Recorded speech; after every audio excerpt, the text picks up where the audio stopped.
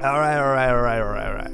Greetings everyone, my name is Tom Riddle and I'm pretty sure you already heard about the new upcoming space combat game, Star Wars Squadrons.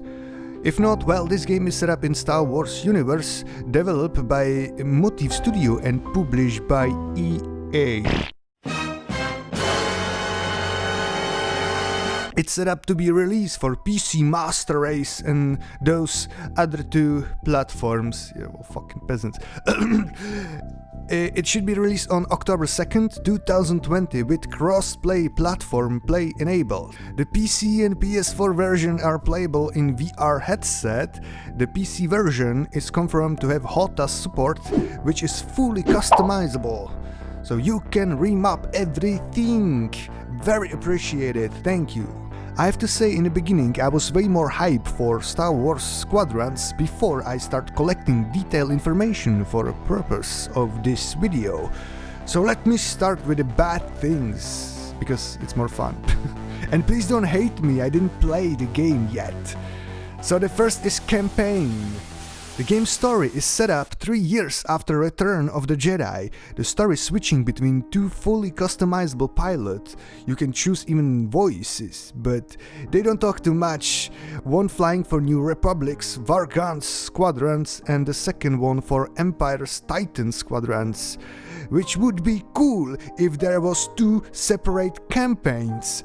Or you have only one pilot and make like decision in one big campaign, but no fam, what I've heard, there is only one campaign and you do one mission for Republic and the second for Empire, then another one for Republic, then another for the fuck is immersion in that? I wanna be good boy, motherfucking hero of Republic, and I wanna receive big medal from Princess after I finish my Republic run.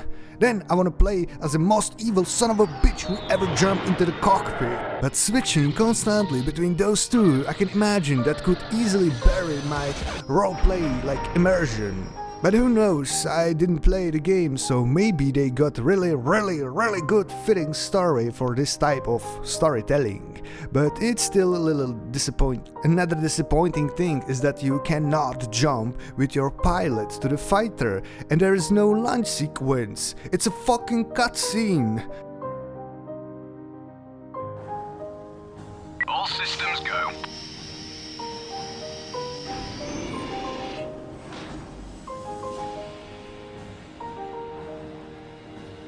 Again, where the fuck is immersion in that? I bet you cannot even manually land on flagship Hangar. It is locked like every game start exactly the same with this fucking boring stupid over-shoulder camera zoom into the cockpit when you pilot like wear the gloves and now we can let you play. I hate it, really? Couldn't he put on that goddamn gloves before he jumped to the fight? Fat, stupid. Blah. Blah. Another bad thing is another bad thing is colors. I mean, the graphics is great, but those colors, I mean, what the hell happened here? Some developers from Motive Studio has definitely some weird fetish for saturation. What the hell is that? Star Wars is in the space, and I wanna be in the space, and space is dark and cold. This look like I'm flying through some fucking giant space vagina. Of course, not every location it's like that, but still it looked like they use same color pattern like those folks from No Man's Sky.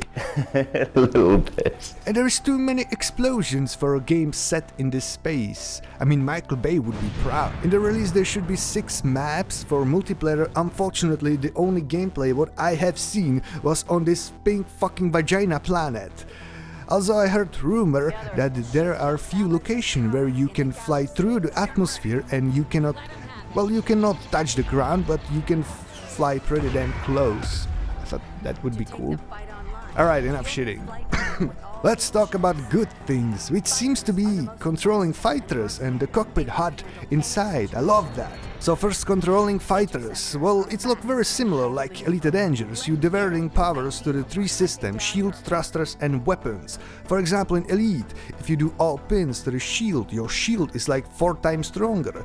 If you put all pins to the thrusters, you're way more faster and your ship is more maneuverable. Maneuverability. And all pins on weapons, you basically shooting longer. In Star Wars Squadrons, it looks like almost copy and paste mechanic with small improvements. For example, you can set your front shield and your back shield, or if you put all powers to the thrusters, you're flying like 3 times faster. It looked very fast, and you still increasing that speed, almost like if you switch the travel mode in X4 Foundation. So key to win or be good or at least average pilot is of course constantly micromanaging those 3 systems. Well, it's easy and fun if you got good joystick for that, like me and my Vardok. Or even my previous joystick, Syntec X52. I made a little review of Syntec, so maybe you can check it later, eh? Another great mechanic, and I'm glad they included to the game, is, as those privileged game players say, drifting! Yeah, let's go drifting, fam! You can do drifting? Well, it's not drifting, alright? It's called flight assist off, which is you turn off your engines, but your ship still flying. Then you quickly hit boost or afterburns, and you turn super fast, and you do like 180. It looked very cool, it feels even better, but it's nothing new. Every game, every space game always has this, like Elite Dangerous, X4 Foundation. I understand you're shitting on your pants from this if the only thing what you knew was this.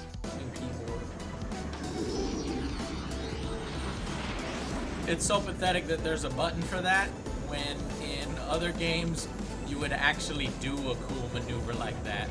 Now I have to wait for that to So recharge. game has 4 different game modes: the campaign, the dogfight mode, which is basically team deathmatch 5 versus 5, training mode, and fleet battles.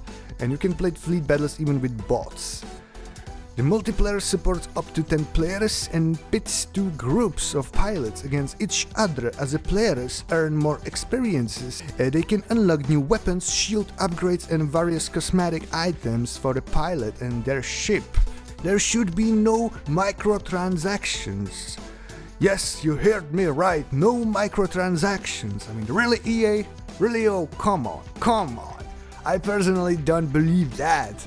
If the game will be successful, they definitely include some microtransactions, and I eat my fucking joystick if they don't. So about flyable ships, they are only 8 ships, which represents 4 classes for both sides.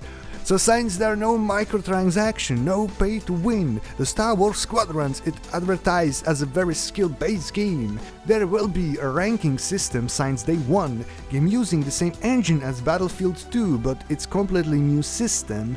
Game is playable only in first person. I personally love how you can see the cockpit damage, you know, the system malfunctions and those broken screens. Oh, amazing. In the game option you can set the instruments only mode, which should turn off those extra helping systems for noobs, and you have to relying only on cockpit dashboard. I will definitely play in this mode. So overall, this game should be like Elite Dangerous and Star Lancer retarded oversaturated child. But Tom, this game is for Star Wars fan. Well, listen fam, I am Star Wars fan. I'm bigger than I'm willing to admit it. And if I say I'm Star Wars fan, I mean I'm fan of original 6 movies, not that Disney horse shit movies. I mean, I really like Episode 7, Force Awakens, and I enjoy Rogue One, but then they released that fucking Last Jedi, and that was like the shittiest shit what I've ever seen. Blah. Blah. That Star Wars fan in my head was very beat up. I never hated movie like I hate The Last Jedi. It's like fucking cancer. And you know what? Now I hate even Force Awakens. Last Jedi destroyed everything, and the last movie, Episode 9, I didn't even care. I heard some people say it's worse than The Last Jedi, but no fucking way. At least in Episode 9 you can enjoy those fuck you moments to Last Jedi. I'm sorry, I'm off topic, right? So anyway, I definitely buy this game in day 1, so you can expect more videos about this in future. Probably even full review. I'm really enjoying this type of games. I got VR, I got good joystick, and I guess I am Star Wars fan. Just little Star Wars fan. I used to be. So this should be game for me, right? Yeah. Subscribe. See you soon. Bye.